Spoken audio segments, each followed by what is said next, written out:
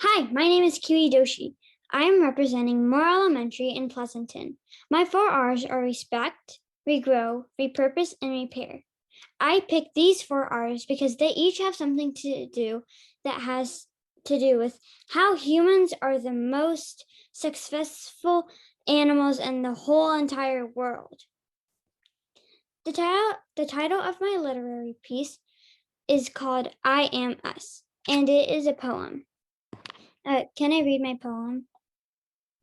Please. Okay. I am us, the green plants and the vibrant flowers beneath our feet. I am us, the offspring of the animals who I hope will live in next generation.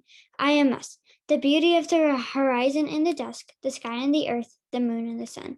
I am us, the smarts we have and instincts we've got. I am us, the family we live with, the love in the air, and most importantly, we are one and I am us. I Am Us has something to do with our Mother Nature, how she may be broken, but her hopes are not. Thank you for listening. Right, Kiwi. Good job, Kiwi. Kiwi, we really appreciated this really mature perception that you have in our sharing in this poem, that we are one and I am us.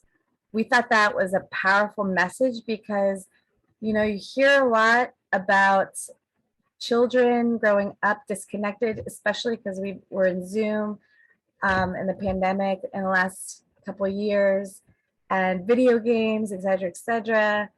But this is such a great reminder that we need to stay connected to the earth because we are part of the earth. And just appreciate that message. It's such an important message and powerful one that we all need to hear right now. And I definitely appreciate you sharing and reading your poem live. And I also liked your artistic process. You showed us, I think you showed us your rough draft even. And when I clicked on this, I was like, oh, what a published piece. So thank you, Kiwi. Thank you so much. Like Kiwi said, we are the earth is us, and we must work together, like all your messages say, that there is hope. Great job. May your arms be with you.